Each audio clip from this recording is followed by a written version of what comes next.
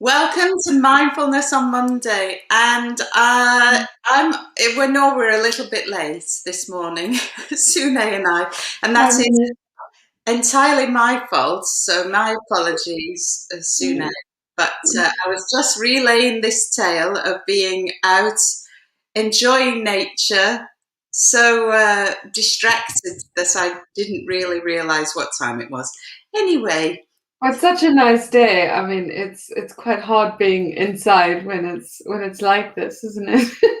there's a Yeah. little bit.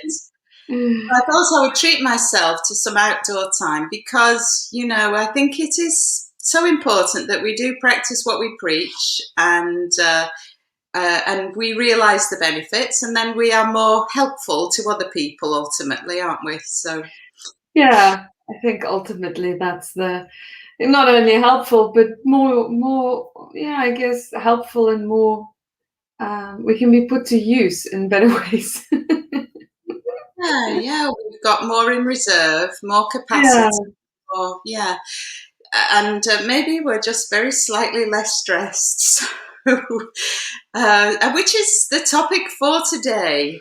How to manage stress is big business at the moment, isn't it? For lots of yeah, people, yeah, it's the lockdown, the virus, the not knowing what's happening, with the R number and all of these variants that are flying about, sort of yeah. just set your nerves kind of jangling very slightly. Yeah, there's like a constant underlying worry, isn't there? Although, I mean, I also think we've kind of got, I speak for myself maybe that, you kind of gotten used to it in a way, but it's almost like readjusting to a new way of, just things. Yeah, I think, yeah, at home, my husband's working from home, and that's something new to adjust to. And it was half term just now, so that adds other layers to things as well. And yeah, should I go into work? Shouldn't I go into work? Should I stay at home? Shouldn't I?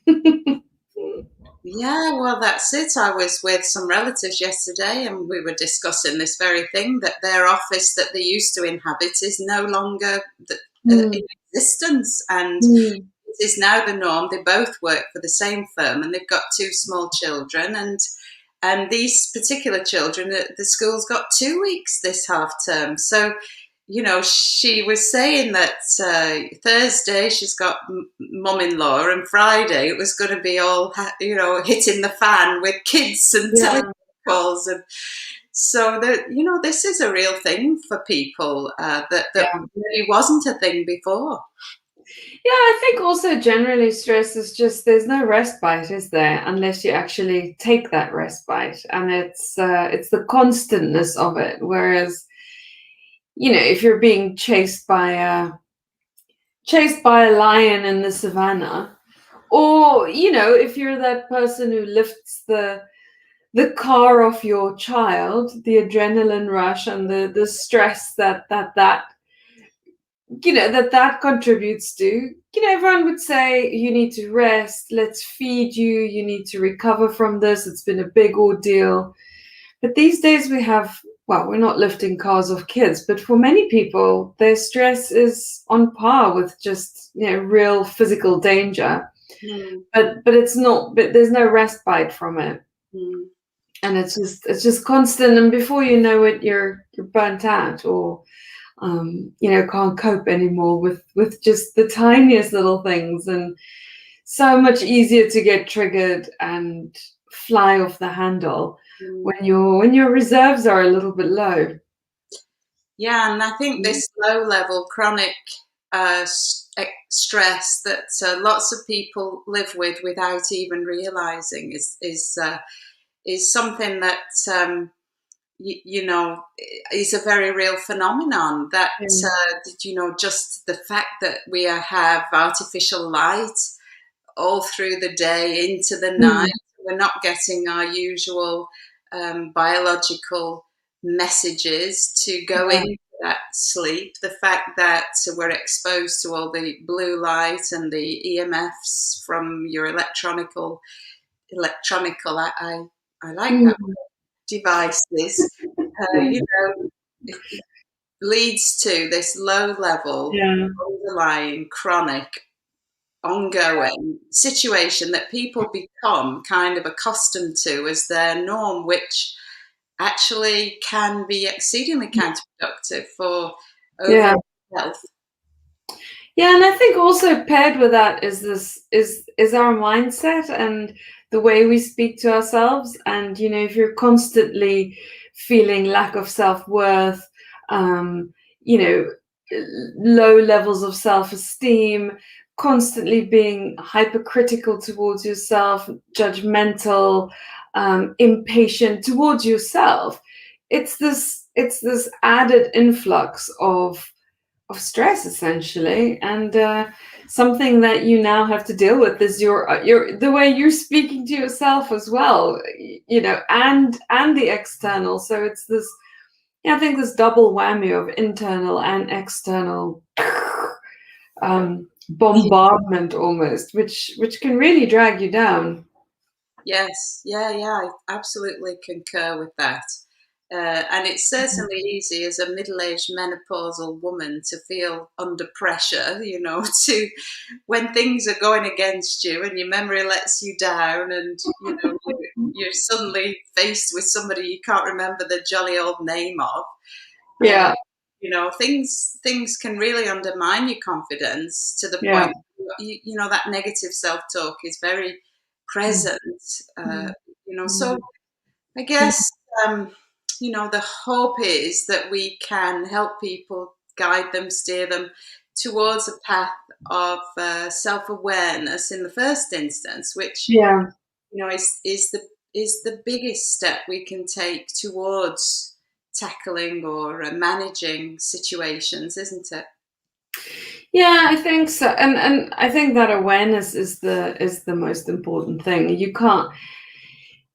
Yeah, I think it's hard to go to step three if you're not even aware of step one, right? Of actually, yeah, what are the things that's you're being present to your life, being present to what's going on. What are the things that's pushing your buttons? And yeah, I think being able to take a pause, like throughout the day as well. So having your when we start teaching, it's set a timer for 3 times a day, or attach it to activities that you're already doing. So Mm, maybe like we've said before, brushing your teeth or just before lunch, to very consciously stop and take a little bit of a breathing space.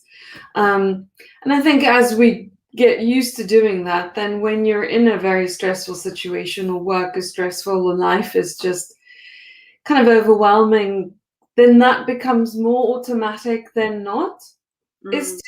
to take a pause. And that may be doing a 2-minute meditation, or I don't know, read a book for 2 minutes, or just stepping out from the day-to-day norm, isn't it?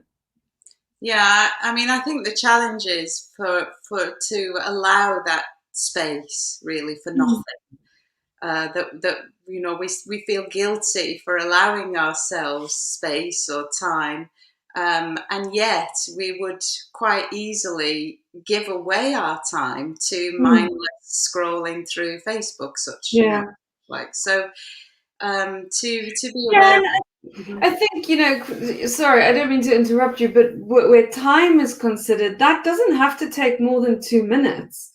It doesn't have to take more than 2 minutes to just stop whatever you're doing and connecting with your body, just feeling your feet on the ground, Mm, just noticing your breath, and just really observing, what's throwing you off kilter here, or noticing the thoughts or sensations, or feelings that are present right here. Um, that doesn't have to take a long time. mm. Um, and it's just like a reset button. It's just like, everything's crazy. There's too much going on. Everyone's pushing your buttons. You're being pulled into 25 different directions. It's just, oh, can I just press pause and reset for 2 minutes, and then carry on. Hmm. Yeah, and I mean, you know, you don't even have to feel pulled from pillar to post. Uh, you know, if we can make these things habits that we do regardless, you know, ultimately, because I think Yeah, the subtleties can be very, um, you know, difficult to discern. And so it's easy if, you know, like you say, we're feeling ragged or you know, about to fly off the handle. But equally, you know, this chronic underlying situation that we're not necessarily yeah, aware of, you kind of need to take a moment to just begin that process. yeah. And you know, to do it regularly is always the thing that we've talked about, isn't it? This, Hmm. you know, habits, good healthy habits is what we're advocating. Yeah, and I think, what you said earlier as well about the bedtime routine, being very mindful about that. Yeah, leaving phones downstairs, and just the knock-on effect of that, of, making that, yeah, making it we're talking about mindfulness. I know everyone doesn't like the word, but it is just paying attention, and bringing awareness to why it's important to have a healthy bedtime routine, and what that means tomorrow and the day after. Going to bed half an hour earlier, or what are the kind of things to help you set you up for sleep, Mm. And and a sleep, good night's sleep, if yeah, that if good. that's possible. I know it's not always for everyone. I know you've struggled with insomnia, but you've made that a conscious choice, is to actually do something about it, because you struggled with your insomnia, so you took action, and did something about it. Well, Mm. yeah, that's it, and to know that the bulk of the problem lies within our control. The bulk of, you know, Yeah, this, our ability to manage our biochemistry lies within our control, with yeah. lifestyle measures that we can take, and so noticing your habits, whatever they might Mhm. be, and technology is a particular hobby horse of mine. Uh, Yeah. you know, especially close to bedtime. You know, let's get an analog activity going on. Grab a book. Yeah, I mean, Or, it's so easy to, oh, I just want to look at those light fixtures, before bed, and then that sends you down a rabbit hole. Something else I think is really important with all of this is, exactly what you're saying now with, social media and those kind of things, is to, I mean, that's one small aspect, but I think it affects so many of us. But to do it mindfully, and to mm, say, okay, I'm going to do it for 10 minutes, and I'm looking for something quite specific. Um, or, if it's part of your business, just do what you have to do and get off again. Um, but also looking at these things that we do on a daily basis that can be really draining, and that we may really resent doing, but we have to, maybe like, I don't know, folding up the laundry, or the school run, or, washing up is something a lot of people dislike. But if you actually see it as a task of, I'm gonna practice mindfulness while I'm gonna do the dishes, and be involved with the whole task, it can completely change the whole activity to something being, maybe even a bit more nourishing, or feeling quite accomplished after doing it. So, mm, the boring stuff that we don't like, or yeah, those tasks that we just think, oh, I don't feel like doing that, or the thought of that just makes me feel like I want to crawl back to bed. I say, well, how can I have a different attitude towards this, or just be with the activity? I've done that all morning, is actually setting the timer for 25 minutes. Like, I don't like doing this, but let me set the timer for 25 minutes and see how much I can get done in that 25 minutes, and then taking a little breather. Um, Rather than rather than dragging it out or sitting with that feelings of frustration and anger and annoyance and boredom and all the stuff that comes with it as well. Yeah, no, I mean, I like that because, like you say, these are things we're probably going to have to do anyway.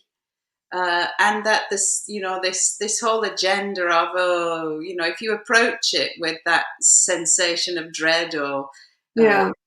and procrastination is one of my top top habits, and putting it off doesn't make it better. No. Just puts it off. So, Yeah. um, so yeah, try and view things differently. I think this is a lot of what we can do with mindfulness. Is the mundane, the things that we do every day, turn them into an event, or you know, put some music on if it's laundry. Do Mm. something to to lift the mood. I mean, yeah, music's a distraction, but perhaps, but I know what you're saying because certainly uh, the, the way I approach the things that I do that I consider to be just things I have to do, like, you know, shopping, cooking, cleaning, all those regular Yeah. tasks. How you approach them really does make a difference to Yeah. how they feel while you're actually doing them, and a real sense of accomplishment at the end, Yeah. perhaps. So Yeah. I think it is, I talk about this in the movement that I teach all the time. It's the how, it's Yeah. not even always what you're doing. It's very much about the how that we do Yeah. these things. Yeah. And fully immersing yourself in the task can, we get to the end of a Pilates session and everybody goes, wow, that went fast, Yeah. when you're totally engrossed, totally immersed, getting in the flow. Um, Mm.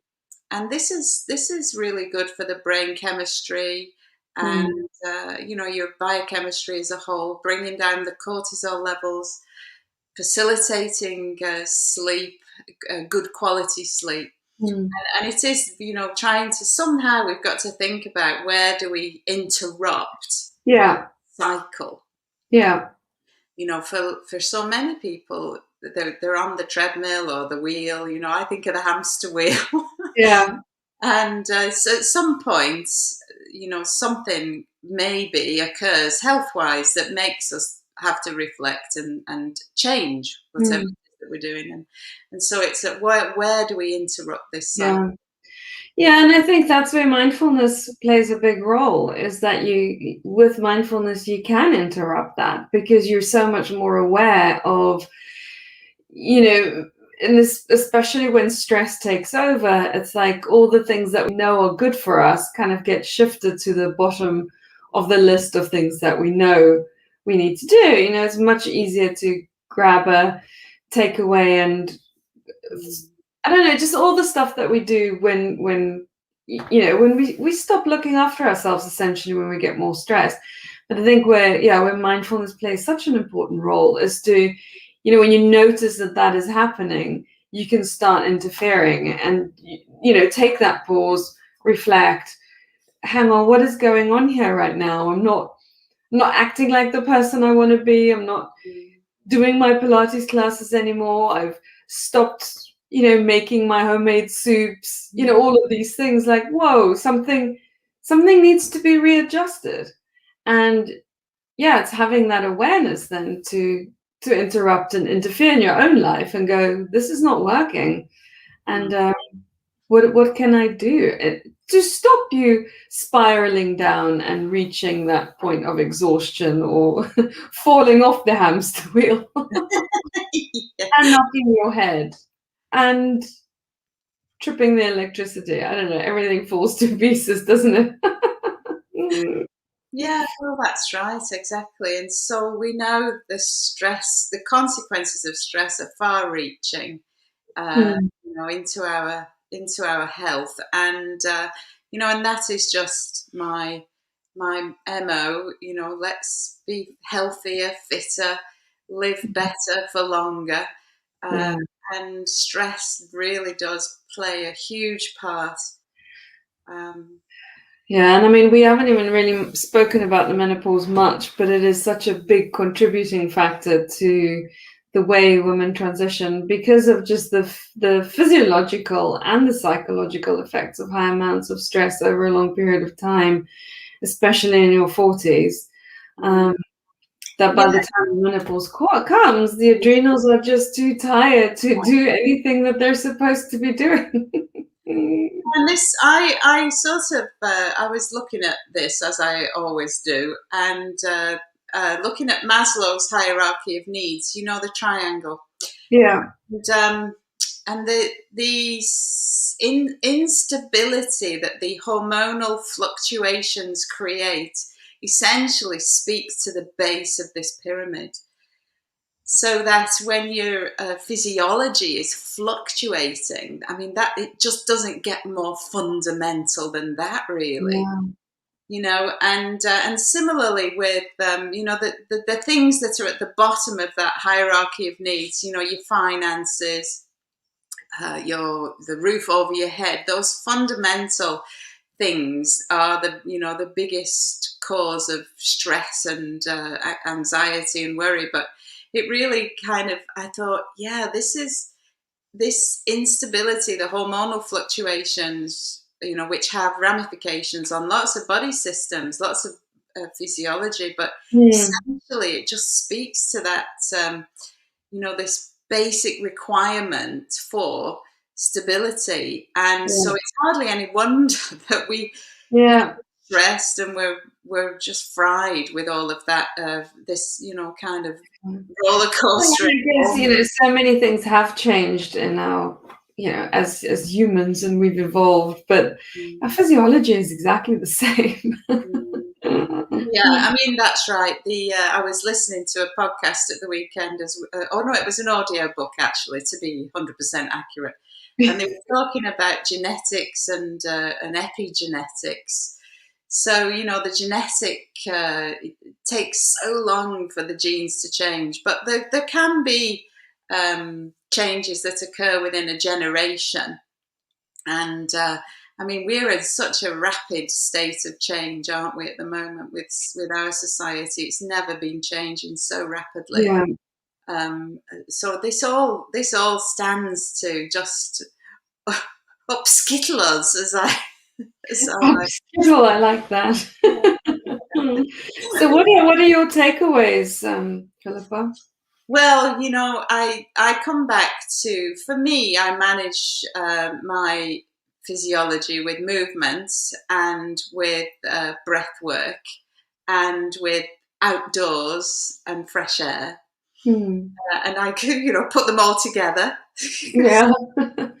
Uh, Amazing. and the fact that you can incorporate the mindfulness into this as well. So the movement this morning that I did was, I was lifting weights because muscle is so important for women, well, for everyone, but particularly when we're losing Yeah. muscle mass, and the fact that muscle helps us to manage our metabolic drive, which is the other thing that I'm always keen to do, manage Yeah. my metabolic drive. And then cycling outside in the outdoors, I did this morning. Um, Hmm. and I'm fortunate, I have so many opportunities in my work, teaching yoga later on tonight. And the mindfulness aspect of breath work. Oh, just so it's like you said, 2 minutes of taking a few more conscious, measured, uh, Hmm. fuller breaths Hmm. can be so, so, so effective. Yeah, yeah, yeah. Absolutely. Yeah. Amazing. And we Yeah, know, and I think just the last thing to add, I mean, I think something that, I'm hearing a lot more of, and I guess it depends on, what you're listening to, but is this thing of, and this takes time and this takes practice, but, and I'm noticing it today a lot with myself as well, but that reminder to be kind and compassionate and gentle to yourself, because And that's hard because it's sometimes easier being kind and gentle and compassionate to others, but we get left behind, and that's quite hard. But once you step into that, you're like, okay, it's okay. It's okay. And I think just that, having that ability to give yourself a little bit of parenting and gentle coaching and caring is very important and powerful, and especially when you feel like no one else is looking after me. Yeah, and this is so true for women, especially who might have been caring and got into that caring role, whether it's parents, children, whatever, spouses. Um, it's in our DNA to behave in that way, and we are bottom of the pile. And Yeah. so when you ask me, all the things I do are very dynamic things, but actually the one thing that I am really not very good at is that piece that you were just speaking to. And so, we're it's good to work to your strengths, but by the same token, be aware of any potential areas of weakness and Mm. balance. We want to take a balanced approach, and to definitely nurture yourself is something Mhm. that we find difficult. I certainly find difficult anyway, I think. Yeah, no, absolutely. But that's such a big part of the practice, I think. Yeah. Well, Mm. I think that's a fabulous place to finish. Mm. We'll leave everybody with that message to go away and really take care of themselves, and then we'll actually be more able to take care of all the other things that we need to take care of. So, Yeah, I think that's important. yeah. So take care. Mm. Have a fabulous Thank rest you. of the day, and And you. see you again soon. Bye for now. Lovely to speak to you, Philippa. Bye-bye. Thank you, and you, Sune. Bye now. Bye.